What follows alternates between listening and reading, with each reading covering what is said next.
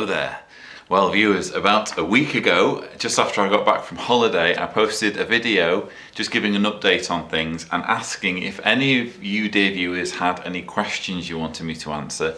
And that video has now had about 2,000 views, so plenty of opportunity for questions.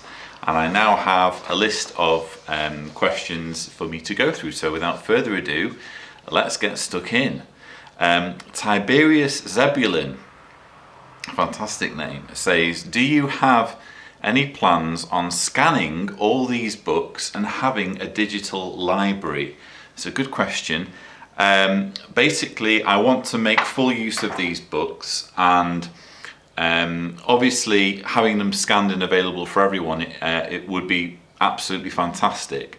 A lot of these older books are actually available in some form or other on various archive websites, and I'm a little bit hesitant about posting links because I've noticed that there used to be a really good archive website, had a very basic structure and layout, but it ended up disappearing and being replaced by several other websites where you can actually download older publications, and I'm just a bit dubious about publicizing those sites too much in case something similar happens and they get taken down or whatever.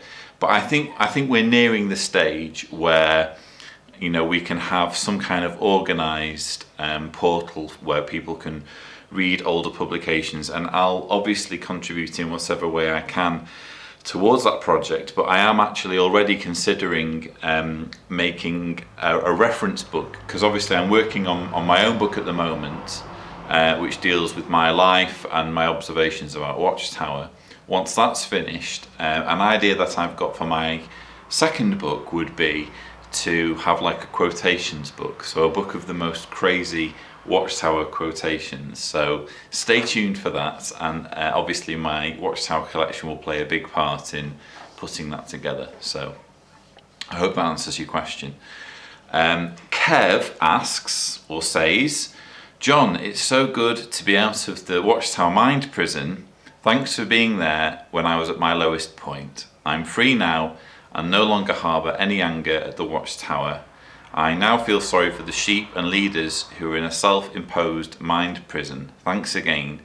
Could you do a video on God's point of view of the JW culture? Something humorous or satirical would be appreciated. Probably not a great idea for me to do such a video because it would probably be blasphemous or considered blasphemous, but it's good to hear that you are progressing well following your exit. Poontang 3 Zizzo says, love the tan, John, LOL.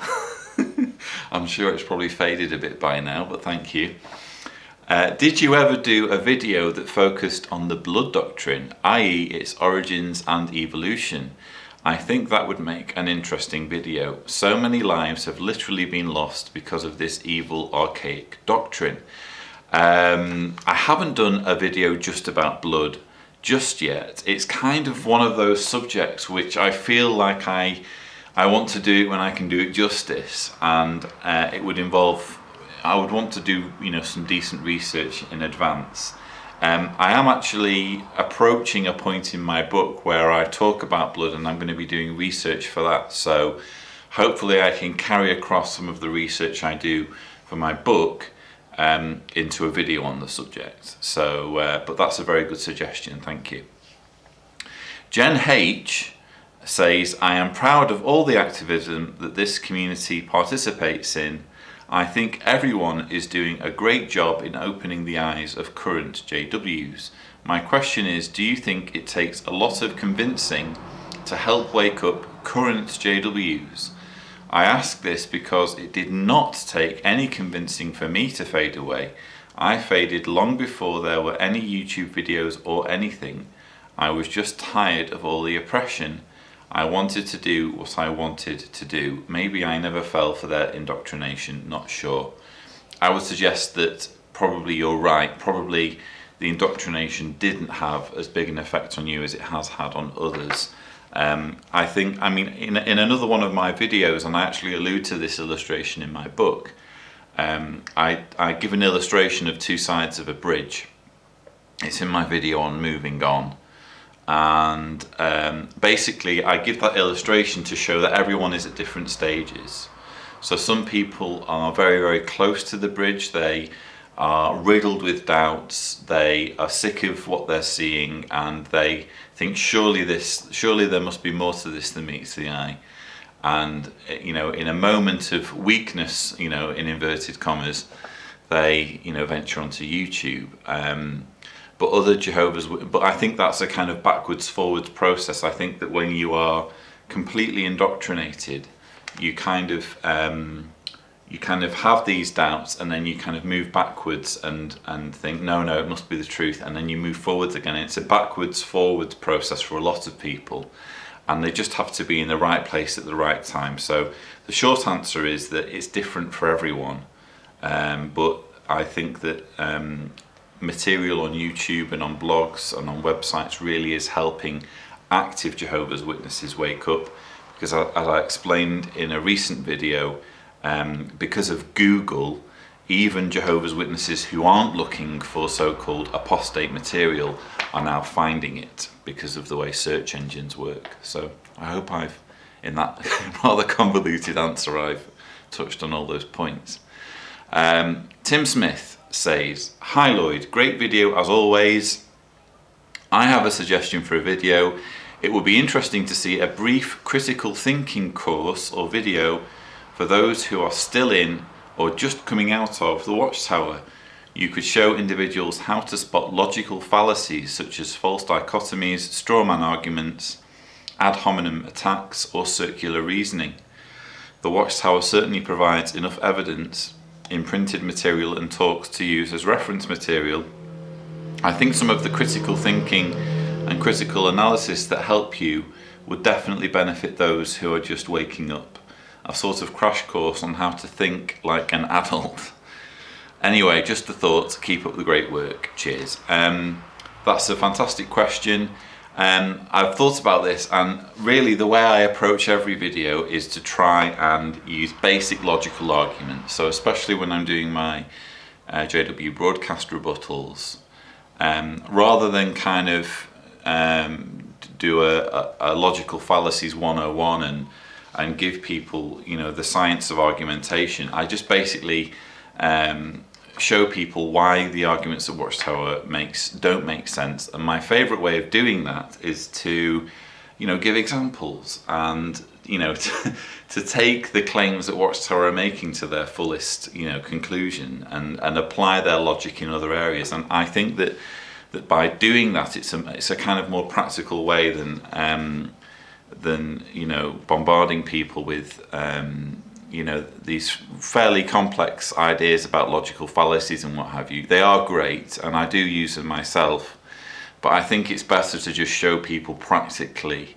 and through illustrations and through, you know, taking things to through the logical progression to show people how Watchtower claims don't make sense. So that's my style, that's my way of doing it, but it's certainly, I like where you're coming from, and those are some good suggestions.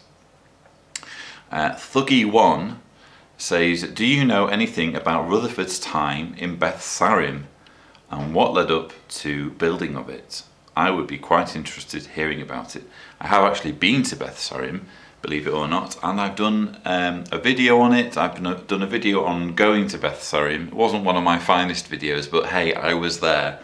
And I've done an article on it for JW Survey where I kind of write everything I know about it. So if you go on Google and type in JW Survey Beths, it should take you straight to it. So I hope you find that interesting." Rose Olives says, "Can you do a video on agnosticism? Not a long one, thanks." Well, Rose, I have done a video on my agnosticism about a year or so ago. And it's 9 minutes 29 seconds, so whether that's long or short, I'll leave you to decide. Michael Tricos says, "Lloyd, have you ever thought about to translate your videos to more languages?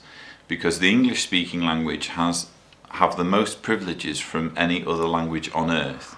I think this is something all the activists should think about.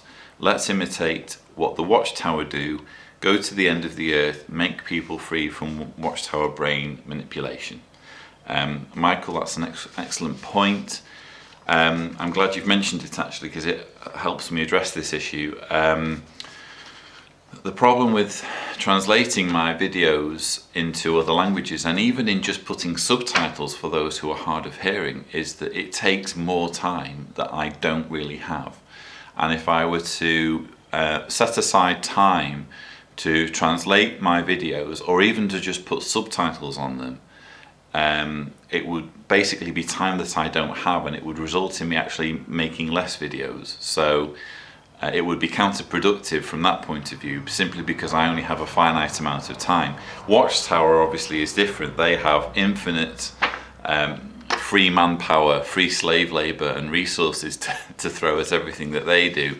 But I'm kind of a one-man show, and I'm limited in how much I can do. That said, there have been the odd occasions where I've done a video and somebody has approached me and said, can I do a subtitled version of your video in this language? And I've said, sure, go ahead.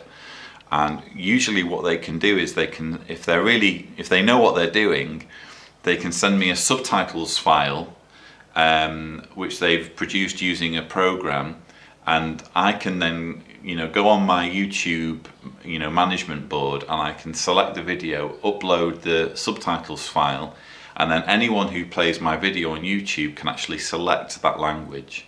Quite clever how it works. Don't ask me how it does work, but that's what we've done on a small number of my videos. So if anyone is interested in doing that, it doesn't take me. It only takes me a few seconds to upload the subtitles file, and I'm happy to do it. So there you go. I hope that answers your question. Gummy Bear Records. These are wonderful names. Gummy Bear Records. Can you talk about love bombing new members? Another good suggestion for a video. Thank you.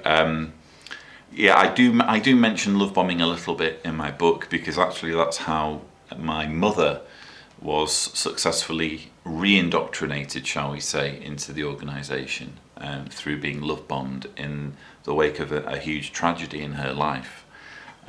So it is very effective, an effective way of not just enticing new converts, but kind of bringing people back into the fold. And yes, I'll definitely consider doing something specifically on that subject in the future.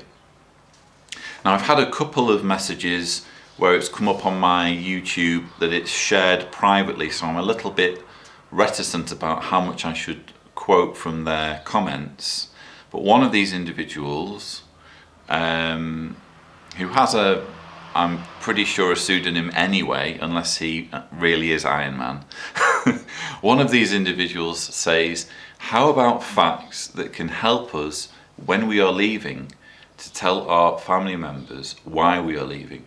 Well, Iron Man, I have done a video called 10 Tips for Leaving Jehovah's Witnesses, and I've had some fairly good feedback on that. It's basically, I condense everything, all of my ideas and all of my advice for pretty much anyone who's thinking of leaving Jehovah's Witnesses. I condense into one reasonably short video. I think it's less than 15 minutes. So I would suggest watching that. And as regards to dealing with family members, I do touch on that in the video. It really does depend on the situation and what your exit plan is, what your exit strategy is, what your family members know, what your reasons for leaving are. It's very, very difficult for me to give like a one-size-fits-all suggestion, but hopefully you'll find my 10 tips video helpful, if nothing else. Castle says, Lloyd, great video as always. Thank you. I'd like to see something including facts and figures, if possible, regarding the Jehovah's Witnesses who end up with mental illness like depression or some other related mental illness, alcohol or drug problem. Also some stats on suicide, etc. I'm not sure, but surely something like that could be so powerful for a Jehovah's Witness to assess if this is the true religion. That's a very good point. Actually, I'm always interested in trying to get data and evidence of the link between mental illness and Jehovah's Witnesses. The problem is that there is hardly any of it. It's not an area that is studied nearly as much as it should be. I was approached a year or so ago by somebody who, I think it was a student at a university, who was considering using JW Survey to collect data on suicide and find the relationship between Jehovah's Witnesses and suicide. And I said, listen, here's JW Survey, use it as you will, we need this information. And unfortunately she bailed on me, so she never ended up doing that. But the offer remains open. If there are any and if there's anyone out there who can use JW Survey as a means of surveying people on mental illness so that the data can be used academically, it's an open offer. I have actually included a question on suicide, I think several questions on suicide, in the latest global survey, and I'm just in the process of trying to get the 2014 results published, so there may be something there. But you're definitely onto something, and I will try and highlight this a bit more in future videos. Robert Webster asks, will the governing body ever open up the books of the financial empire?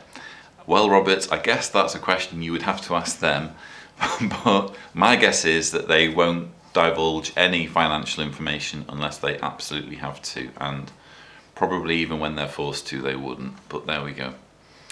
Patrick Owens says, John, I would love to see you cover some of the various offshoot groups: Bible students, international Bible students, associated Bible students, independent Bible students, etc., from the Jehovah's Witnesses, as well as the reasons for these divisions. They claim to be unified and without the various sects seen in Christendom, but history proves otherwise.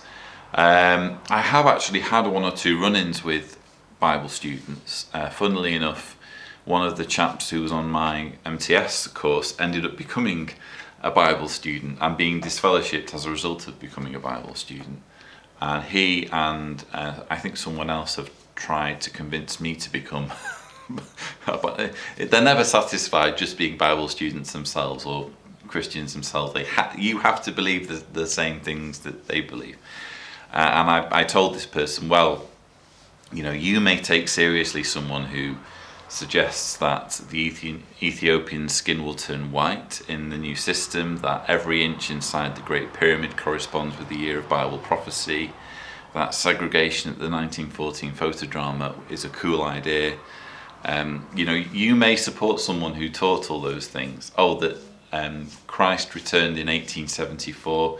If you agree with those claims made by Charles Taze Russell, you're welcome to it, but I can't quite respect or follow a man who made such outrageous and in some cases offensive suggestions. So, but no, I guess with the Bible students, I have my work cut out already following and keeping up with Watchtower and Jehovah's Witnesses. I would be stretching myself a bit to, and I did a video on Scientology recently, granted, but I don't kind of want to get too sidetracked in doing other religions, but it's definitely a very good suggestion and I'll think about it. Old Greg says, thanks for your hard work, Cedars. Do you plan on making an audiobook version of your book? Yes, I do, Old Greg, so look out for that. Now another one of the anonymous questions. I have a viewer who says the following. After a year out of the organisation, I have done so much research and studying from the Bible and the history of the Bible, and I've tried to piece it all together the best I can, and it seems like the more studying I do, the more it doesn't make any sense. I know we don't, nor could we ever share the same opinion because we process it all in our own ways, etc. But I'm also agnostic, and my husband doesn't really believe in the Bible, but he believes in God, and he thinks if you lose faith in God, you go to hell. How charming. And every time my kids ask me about heaven and God, I always say that I don't really know if it's real or what happens when we die. Recently, one of my sons asked me about that because his frog died. Okay, sorry about that. And I said that you cease to exist, and I literally traumatized him. So my question is, how are you going to approach that subject when your daughter gets older? Just stick with what you know, ? Thank you. Well, yes, I do think about how what I'm going to say to Jessica, because it's obviously important to both Diana and I that we raise her she's not going to be raised religious, put it that way, but she's going to be, raised to think critically and to be skeptical and to be a free thinker. But I do think that it's important that she knows what religions say. So, I don't have any problem with her knowing that, for example, people in other religions believe that we go to heaven when we die. I just think it's important that as soon as possible, or as early as possible, we learn to embrace our own mortality, because I think once you actually do that, life becomes more valuable. In other words, if you base your beliefs on this idea that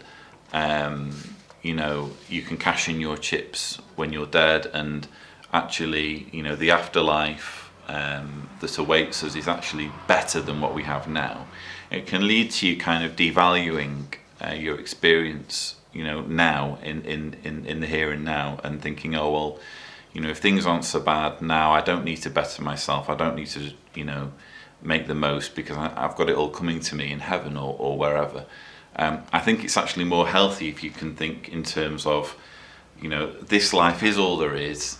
If there is more to follow after I've died, then great, but I shouldn't expect it because there's no reason to expect it. And I think that's basically the position that atheists, agnostics take.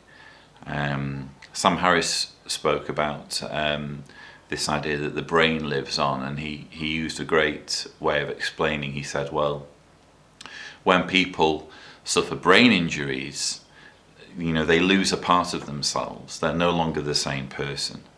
And if you take a part of someone's brain away, they are forever different. They're forever not the same person.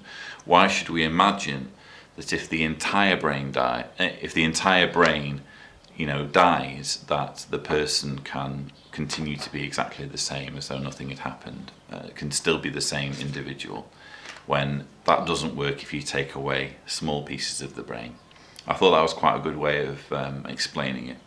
And I think traumatise, probably you could traumatize a kid if you phrased it in a brutal way, but I'm sure there are ways of explaining mortality to children, and I'm looking forward to the challenge. That's one of the joys of parenthood, is figuring out how to navigate your way through these situations, and being able to enjoy the results of getting it right. Okay, I'm down to my last two questions. Fateful Slave says, John, have you seen the J.W. Cart song? I would love to see your thoughts on it. You should do a video on this crap. And Fateful Slave, yes, I have seen it, and actually for the JW broadcast episode in question, I did my own version of it towards the end, so please check that out. But you're right, it is absolutely outrageous. And last question from Adam McKenzie, I think. Yeah, Adam McKenzie. Say, that tan makes you look like the Messiah. Thank you.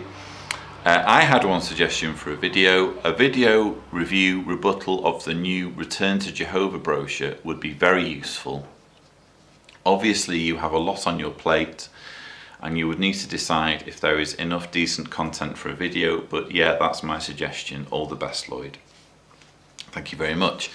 And the simple answer is I am going to be discussing that very brochure in one of my next videos, because I'm doing a rebuttal of various comments made by Tony Morris at the convention this year, and Tony Morris actually releases the Return to Jehovah brochure in one of those clips, and thankfully one of my viewers has sent me a copy of the brochure, so I will be able to read directly from the brochure.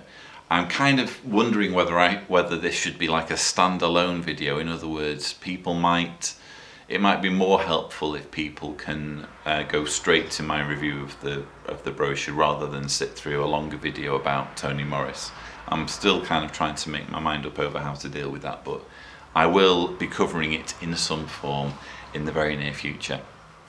So thank you for all those questions. I hope I've done them justice. I'm going to do another exercise like this again soon because I've enjoyed answering your questions, and thank you for watching.